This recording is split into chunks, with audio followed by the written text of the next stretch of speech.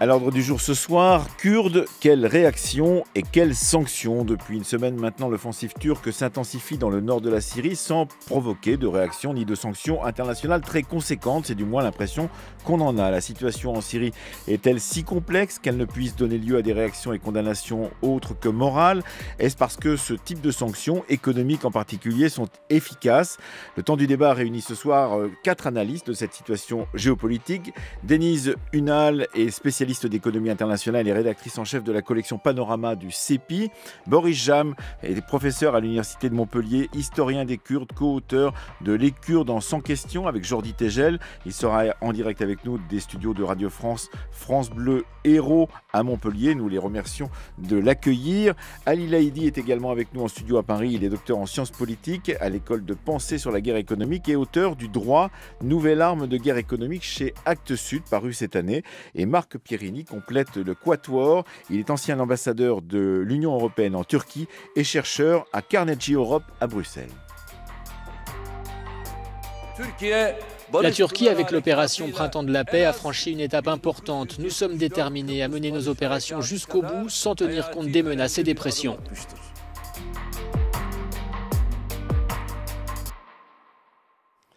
Voilà, c'est assez clair. Il s'agit bien évidemment du président turc Recep Tayyip Erdogan qui, ce matin, s'adressait donc à tous ceux qui le critiquent dans un discours télévisé depuis la ville de Bakou. Bonsoir à vous, Denise Hunal. Bonsoir. Merci. Ça ne vous étonne pas que Recep Tayyip Erdogan soit aussi calme et d'une certaine façon aussi déterminé dans cette offensive en Syrie ? Non, ça ne m'étonne pas parce que je pense que Erdogan a bien consulté aussi bien Trump que Poutine avant d'aller s'aventurer en Syrie. Et c'était prévu depuis longue date déjà. Oui, il attendait de pied ferme d'une certaine façon cette possibilité. Et vous, Ali Laïdi ? Non, je pense en effet que c'est pas étonnant. Mais bon, face au revirement du président Trump, je pense qu'il est quand même en train de se faire un certain nombre de soucis aujourd'hui, puisqu'il est passé de, en gros, un feu vert. Et là, on est plutôt dans un feu orange qui pourrait très rapidement passer feu rouge à travers les sanctions. Marc Pierrini, vous êtes en duplex avec nous depuis Bruxelles. Vous non plus, vous n'êtes pas très surpris. Vous étiez ancien ambassadeur de l'UE en Turquie. Je ne suis pas surpris du tout. Cette opération est d'abord une opération de politique intérieure pour M. Erdogan. Il est en mauvaise posture dans son parti, il est en mauvaise posture avec des gains des sociodémocrates au municipal et l'économie est dans un état désastreux. Donc, dans ces cas-là, on fait diversion. C'était prévu, bien sûr, annoncé, mais il faut quand même rappeler qu'il n'y avait pas de justification militaire immédiate. Il y a bien sûr le spectre d'un Kurdistan syrien qui déteindrait sur le sud-est de la Turquie, mais il n'y avait pas de justification militaire immédiate. Donc c'est pour moi d'abord une opération de politique interne qui vient de se renverser complètement hier soir avec l'annonce de l'accord entre les Russes et Assad et les Kurdes pour reprendre le contrôle des frontières, comme annoncé par la Russie depuis des années. Oui, et Boris Jam, vous êtes le 4e participant à cette discussion dans le temps du débat. Je rappelle que vous êtes historien des Kurdes, que vous allez publier bientôt Jeunesse du Kurdistan à la période Mamelouk. C'est votre thèse aux éditions de la Sorbonne et que vous êtes professeur à l'université de Montpellier. Vous avez longtemps travaillé à Erbil, donc dans le Kurdistan irakien. Qu'est-ce que vous pensez de cette situation? Est-ce qu'elle vous surprend ? Alors, je suis assez d'accord avec ce qui vient d'être dit quant à la sérénité d'Erdogan. La situation, à vrai dire, en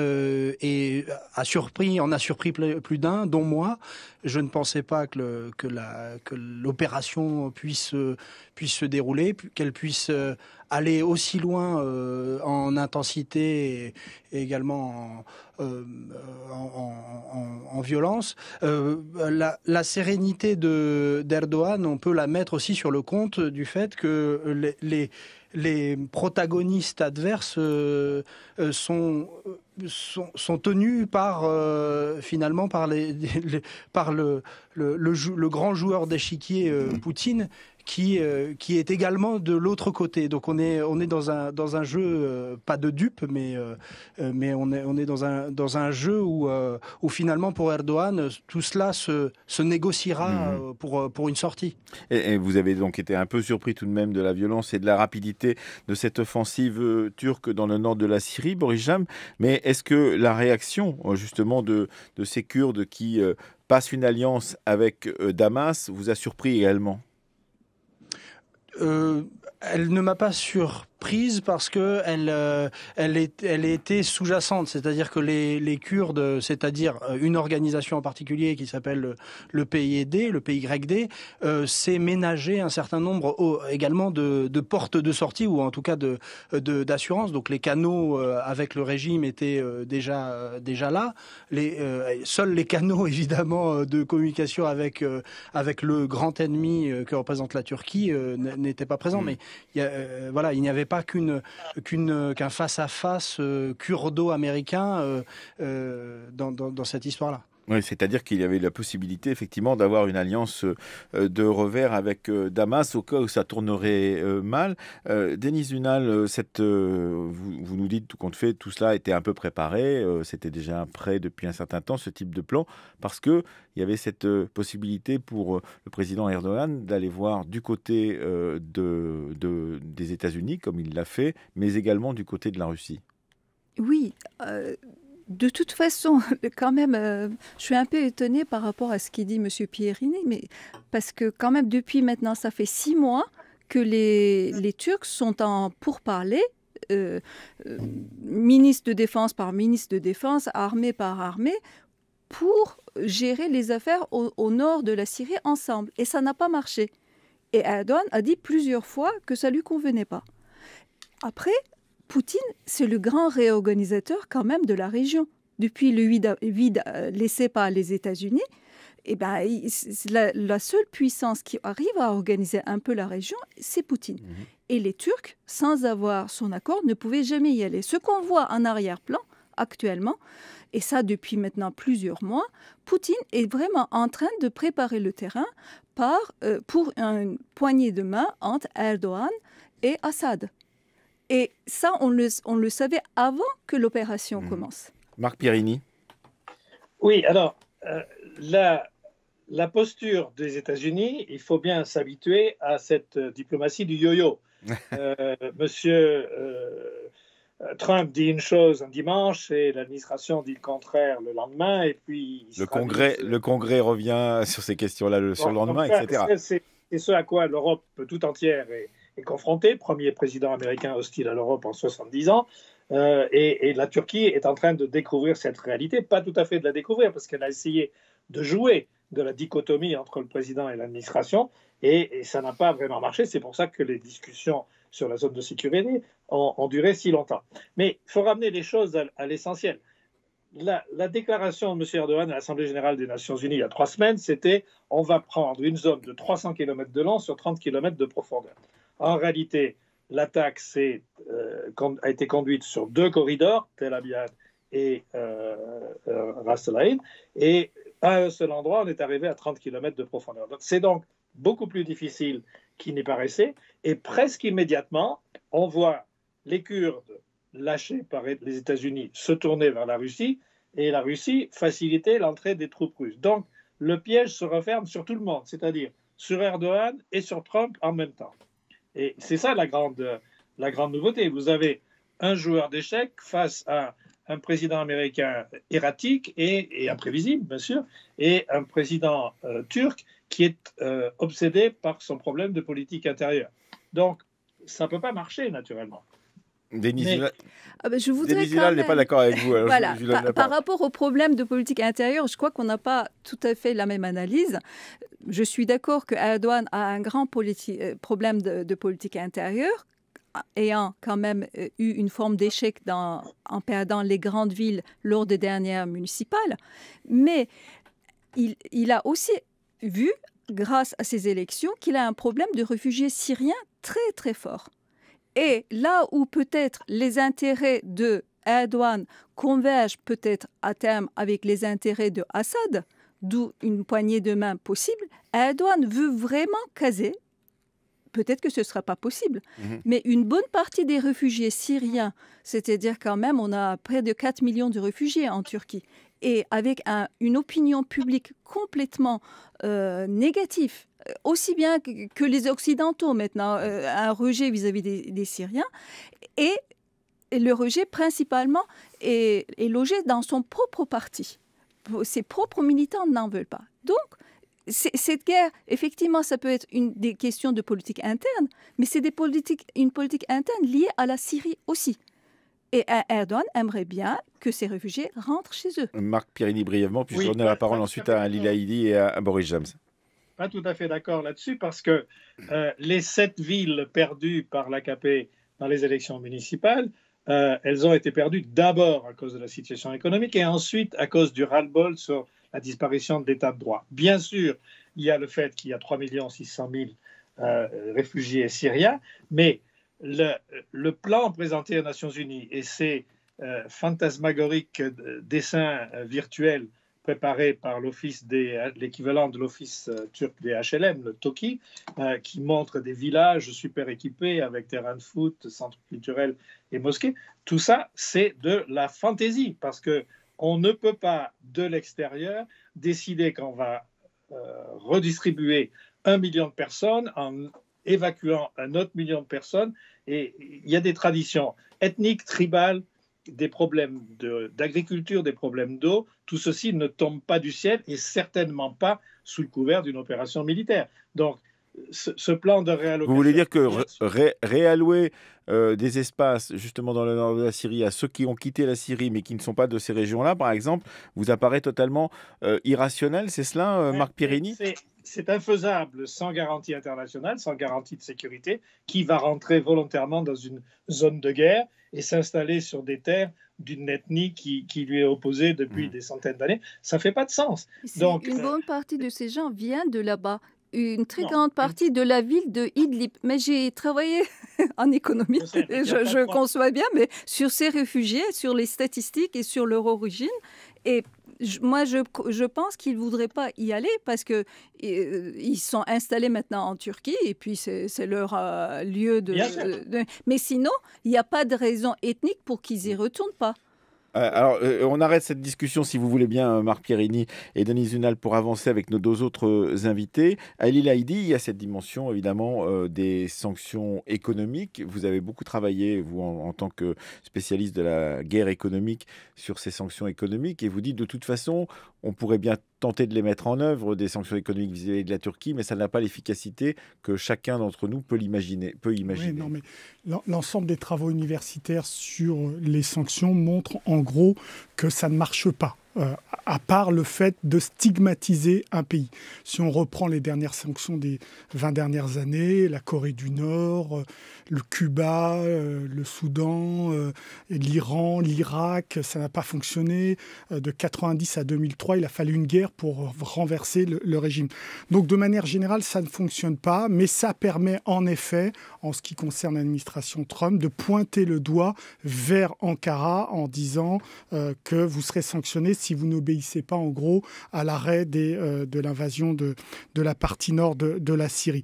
Donc le choix de l'administration Trump, c'est d'activer une vieille loi qui date de 1977, qui s'appelle l'International Emerging Economic Power, qui dit quoi ? Qui dit tout simplement qu'elle donne l'autorisation au président des États-Unis de pouvoir sanctionner un pays d'un point de vue économique si ce pays peut attenter à la sécurité nationale. Et le fait d'avoir relâché un certain nombre de militants, d'activistes de Daesh peut en effet rejoindre la problématique sécuritaire. Denis Zunal, tout de même, ces sanctions telles qu'elles vont être mises en application, il y a donc des ministres qui sont turcs qui sont donc visés par ces sanctions. Et on va avoir un relèvement de 50% des droits de douane américains sur l'acier turc, etc. Ce sont des choses que connaît la Turquie depuis longtemps, d'une certaine façon, parce que ça fait un moment qu'ils sont rentrés dans un régime de sanctions économiques, la Turquie. Oh, seulement en 2018, l'été 2018, c'est arrivé pour la première fois parce qu'il faut dire quand même que la Turquie est un membre de l'OTAN et c'est quelque chose de très étrange d'avoir des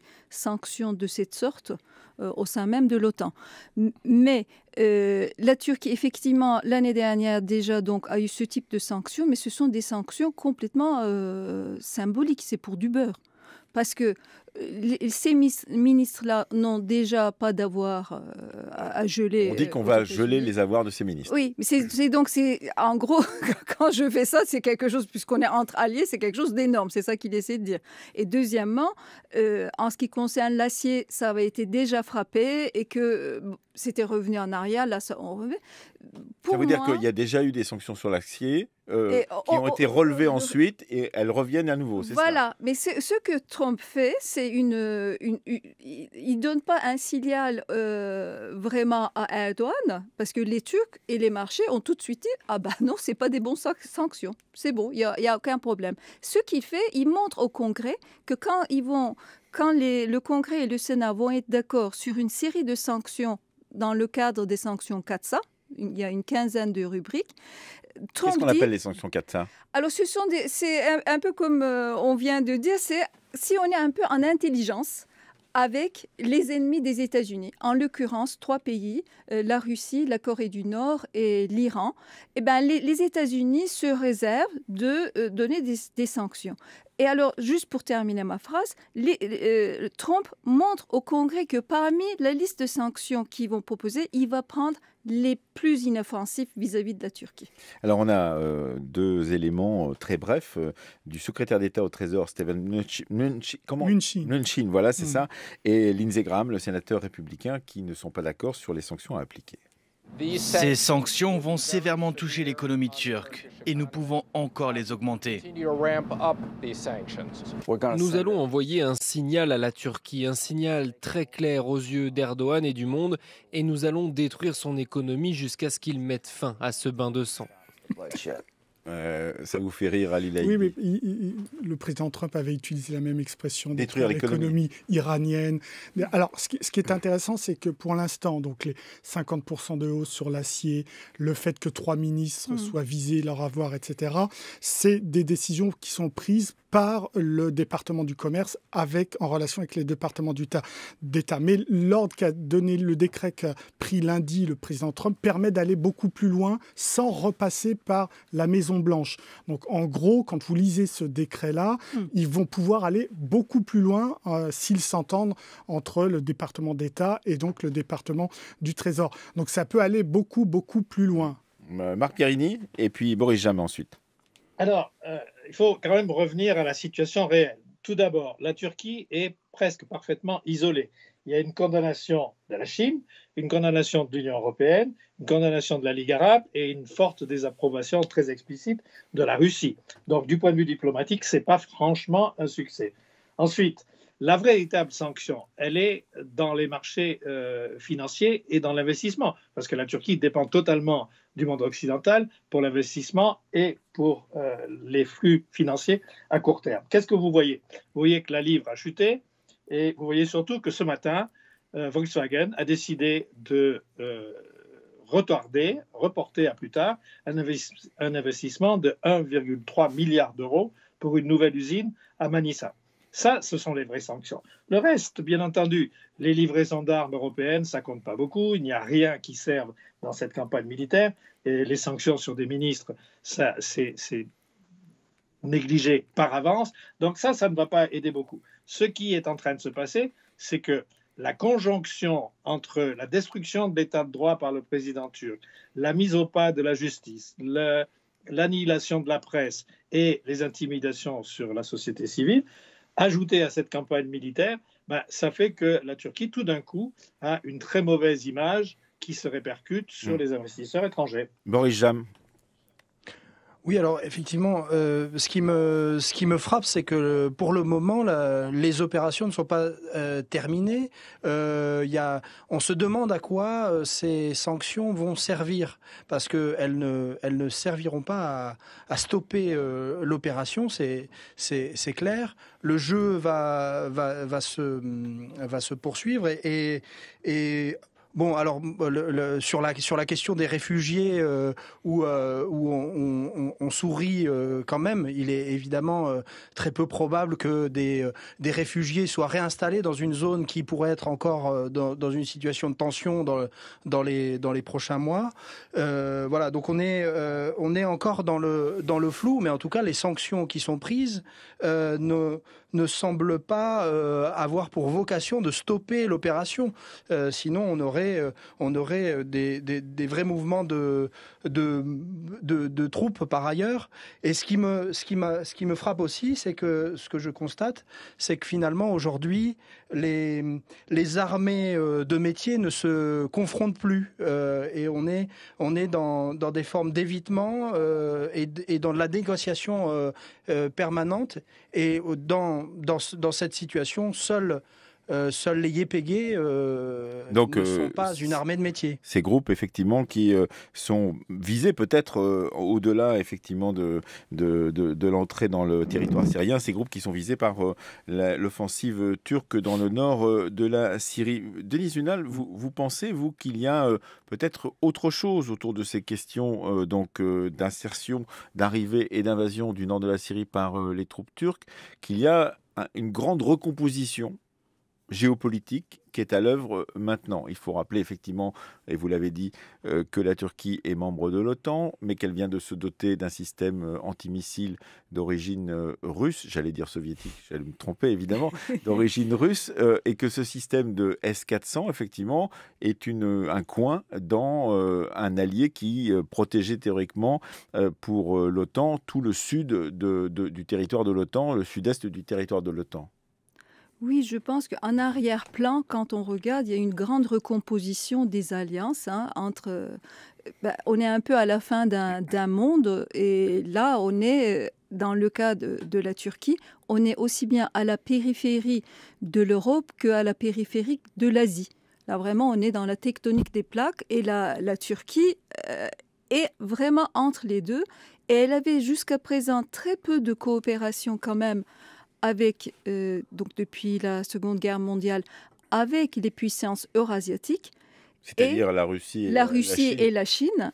Et maintenant, c'est revendiqué comme une sorte d'équilibrage par rapport à l'Occident.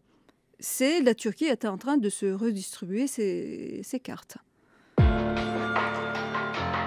France Culture, le temps du débat, Emmanuel Laurentin. Un temps du débat consacré aujourd'hui à 18h42 sur France Culture aux Kurdes et aux réactions et aux sanctions possibles, et pour l'instant pas tout à fait efficaces visiblement ou très nombreuses, vis-à-vis de la Turquie et de l'offensive qu'elle vient de mener dans le nord de la Syrie. Marc Pierini, est-ce que vous pensez effectivement, comme vient de le dire à l'instant Denis Zunal, qu'il y a là un grand jeu diplomatique en train de se mettre en place et peut-être des alliances entre la Russie, l'Iran, c'est déjà le cas pour la Turquie, pour en particulier les fournitures d'énergie, et peut-être la Chine, et donc un changement de paradigme par rapport à ce qu'on a connu dans les dizaines d'années précédentes? Oui, en effet. Tout d'abord, une remarque sur les sanctions. Les sanctions, ça n'a jamais, c'est du diplomatique, ça n'a jamais pour effet d'arrêter une campagne militaire. Ouais. Ça pas comme ça. C'est pas parce qu'on va livrer peut-être des fusils mitrailleurs dans 6 mois que ça va arrêter la campagne aujourd'hui. Donc c'est un tout autre plan d'action. Sur le rééquilibrage des forces, bien sûr, il y a un monde nouveau qui émerge, qui est consécutif pas à la Deuxième Guerre mondiale, mais à la chute de l'Union soviétique. Donc la Turquie est par nature, par histoire, très tentée de redevenir une puissance du milieu qui traite sur un même plan avec la Russie, la Chine, l'Europe et les États-Unis. Ça, c'est très tentant. Sauf que la Turquie est membre de l'OTAN. Et l'OTAN, c'est une alliance défensive. C'est une alliance défensive contre, avant l'Union soviétique et maintenant la Russie. En faisant un accord sur la livraison de missiles, qui ne sont pas encore livrés par ailleurs, qui arriveront en mars si tout va bien. Mais si, c'est livré. La première livraison a été terminée. C'est la seconde livraison qui va... Non, madame, je suis désolé. Ce qui est livré, c'est la quincaillerie qui va avec les missiles. Les missiles ne sont pas arrivés. Ils arriveront en mars selon la programmation qui a été annoncée par le ministère de la Défense russe.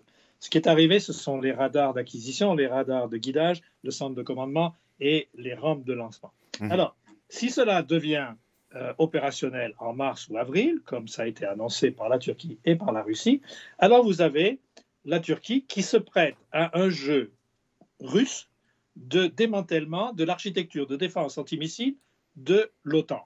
Pourquoi? Parce que vous avez depuis plusieurs années un accord sur ce qui s'appelle le Missile Defense Shield, le bouclier de défense missile, antimissile, qui est un engagement de tous les membres de l'OTAN, y compris la Turquie, pour lequel un des éléments est situé à Koreçik, dans la province de Malatya, qui est un radar de détection.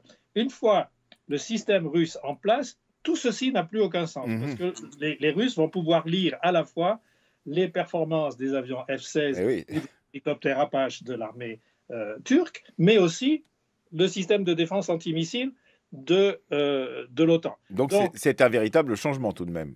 C'est une destruction totale calculée par Poutine et auquel la Turquie se prête pour ses propres raisons, ça je n'ai pas à en discuter, mais c'est beaucoup plus que juste on est entre deux mondes et on a une recomposition. C'est une agression de la Russie, une de plus, sur l'OTAN. Oui, alors on apprend que le vice-président Mike Pence va partir pour la Turquie dans les prochaines 24 heures, mais également que la Turquie dénonce un sale marché entre les forces kurdes et le régime. Ça vient tout juste de tomber, c'est de la part de la présidence turque, et qu'elle poursuivra, cette Turquie, son opération en Syrie, avec ou sans le soutien du monde, dit la présidence turque. Ce sale marché, qu'est-ce qu'on peut en penser, Boris James, vous qui êtes spécialiste de l'histoire des Kurdes? Est-ce qu'il y a un sale marché, ou est-ce que simplement, ne sachant plus vers qui se tourner, eh bien les Kurdes, en particulier ceux de ce groupe qui est essentiellement attaqué ces temps-ci, eh bien ces Kurdes vont du côté de Damas parce qu'ils n'ont pas d'autre solution? Alors la réponse est oui. Si les Kurdes pouvaient être tout seuls, ils le seraient, mais ils ne peuvent pas. Ils ne sont pas en mesure de mener cavalier seul dans des opérations militaires ou dans un jeu stratégique. Donc ils ont besoin d'alliés, c'est l'évidence même.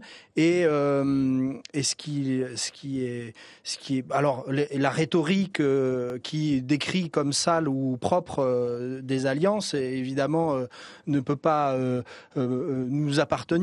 Disons que si on regarde les choses dans une histoire de ces mouvements, il y a eu des alliances, des contre-alliances, etc. Ce qu'il y a de certain, c'est que les relations entre les organisations sœurs du PKK, du Parti des travailleurs du Kurdistan et le régime de Damas sont des relations anciennes. Aujourd'hui, ce qui a été le PKK s'appelle le PYD, mais avant un certain réchauffement au début des années 2000 entre la Syrie et la Turquie, le PKK était extrêmement bienvenu et avait pignon sur rue en Syrie. Donc c'est peut-être une sale alliance, mais cette alliance est antérieure et elle a des raisons, des raisons qui sont liées à une conflictualité qui est interne à la Turquie aussi. Donc ça c'est... Nous étions dimanche soir, Emmanuel Macron était aux côtés d'Angela Merkel à l'Élysée, et voici ce qu'il disait. L'offensive turque en Syrie, bien évidemment, est au cœur de nos préoccupations. Nous avons eu l'occasion l'un et l'autre ces dernières heures d'échanger, qui avec le président Trump, qui avec le président Erdogan, et de pouvoir passer des messages clairs. Notre volonté commune que cette offensive cesse. Notre conviction, je crois pouvoir le dire à l'un et l'autre, que cette offensive prend le risque, d'une part, et nous le constatons d'ores et déjà sur le terrain, de créer des situations humanitaires insoutenables, et d'autre part, d'aider Daesh à réémerger dans la région. Face à cette situation, nous resterons très coordonnés, comme nous l'avons été pour signifier aux Turcs la fin de toutes nos ventes d'armes, mais également sur les initiatives à prendre dans les prochaines heures et les prochains jours. Alors, une des questions, effectivement, tout ça est un peu flou, un discours diplomatique, en l'occurrence, Ali Laïdi, c'est qu'est-ce que l'Europe peut faire et peut-elle parler d'une seule voix, comme le laisse entendre Emmanuel Macron Extrêmement difficile. Vous avez vu le résultat. En 24 heures, les Américains ont pu mettre sur un certain nombre de listes des sanctions et les Européens ne se sont pas accordés pour pouvoir avoir une réponse vraiment coordonnée. Donc on a parlé de sanctions à partir d'un forage au large de Chypre qui serait considéré comme illégal. Donc là encore, les Européens ont du mal à prendre le chemin, même s'ils sont aussi pourvoyeurs de sanctions. Hein. Au début des années 90, il y avait 6-7 pays qui étaient concernés par des sanctions européenne. Aujourd'hui, il y a plus de 34 pays qui sont concernés. Le problème, c'est que les Européens ont du mal à se coordonner. Ils n'ont même pas d'outils capables de vérifier si leurs propres sanctions sont appliquées. Aux États-Unis, cet outil, c'est l'OFAC, l'Office of Foreign Assets Control. En Europe, il n'y en a même pas, donc ils sont en train de réfléchir là-dessus. Donc vous voyez que la puissance de frappe en ce qui concerne les sanctions de l'Union européenne est quand même assez limitée. Marc Pierini, vous êtes d'accord avec cette puissance de frappe limitée ? Tout à fait. C'est vrai que l'Union européenne donne souvent une image un peu de réaction disparate, mais il y a eu hier une réunion des ministres des Affaires étrangères à Luxembourg. Il y a une conclusion qui est très claire sur la réponse concernant les exportations d'armes. Il y a déjà 6 pays de l'Union européenne qui ont pris des mesures. Il y a un groupe de travail qui se réunit aujourd'hui et demain, et il y a le Conseil européen vendredi.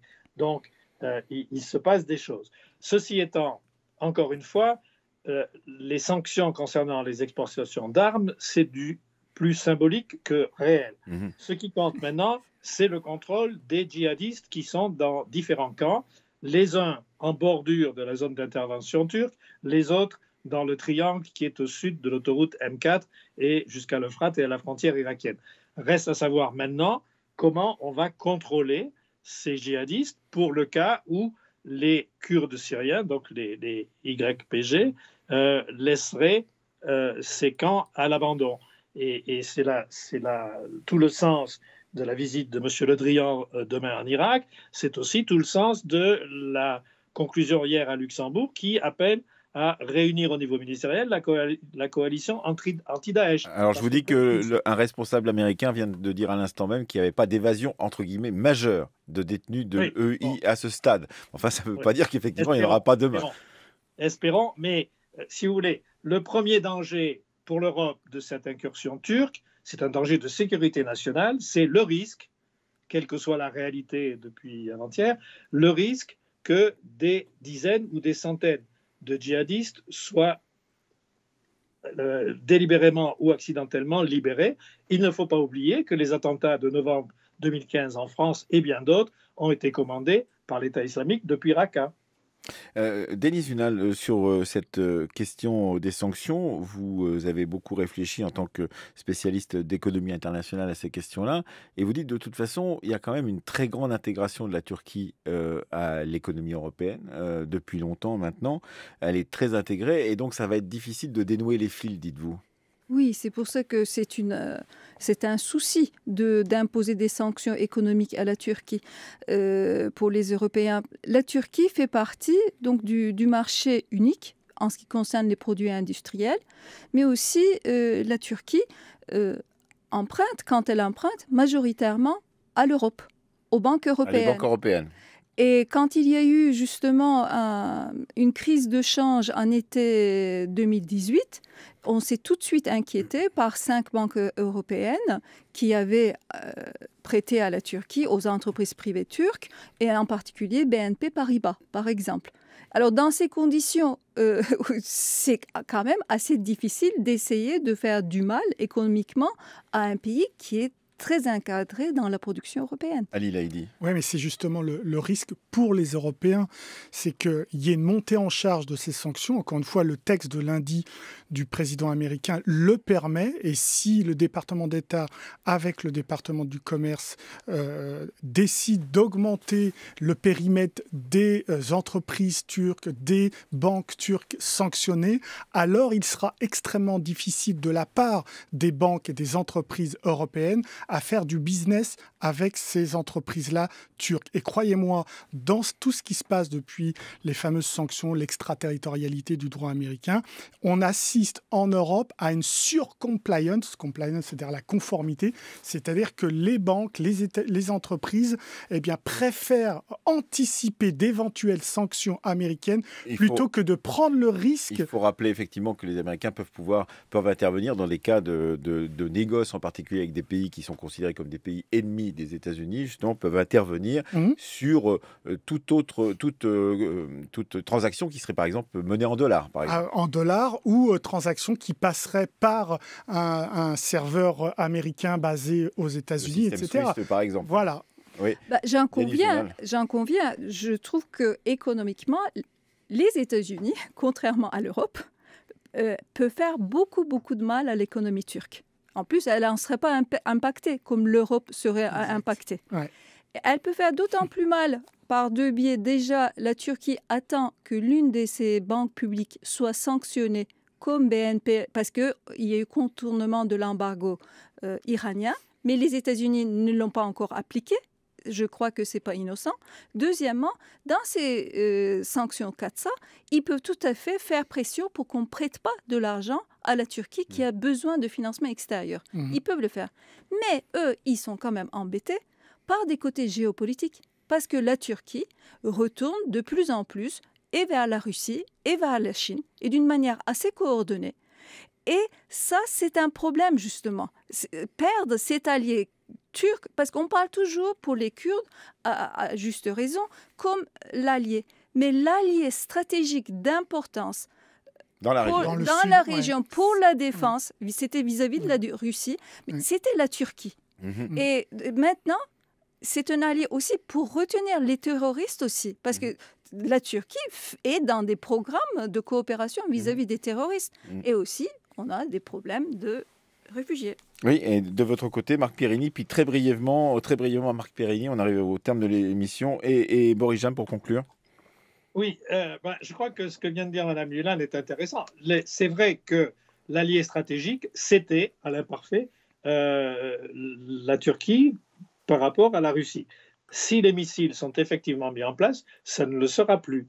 Par ailleurs, si l'opération militaire turque se termine, ce sera pour des raisons telles que celles qu'on a vues en début d'après-midi à Manbij, c'est-à-dire que vous avez un convoi des forces armées syriennes précédé de la police militaire russe qui se trouve nez à nez avec les FSA et l'armée turque, et l'armée turque s'arrête. Boris Jam, pour conclure. Alors pour conclure, on n'a pas parlé d'un acteur ou en tout cas d'un enjeu, c'est à savoir l'Iran, quoi. Et c'est vrai c'est vrai. On se demande si, par exemple, des redéploiements militaires en Arabie Saoudite, les clins d'œil finalement, même s'ils sont complètement ridicules et un peu maladroits de Trump à la Turquie, n'annoncent pas un retour d'une certaine, un retour, je sais pas parce qu'on était déjà dedans, de tension vers l'Iran. Voilà. Eh bien, merci beaucoup à tous les quatre. Effectivement, on a compris qu'un grand jeu se jouait, en tous les cas, autour de ces questions en Turquie et à la frontière turco-syrienne. Merci à vous, Denise Lunal. Merci à vous, Marc Pierini. À vous, Ali Laïdi. Et enfin, à Boris Jam d'avoir participé à ce débat dans le temps du débat.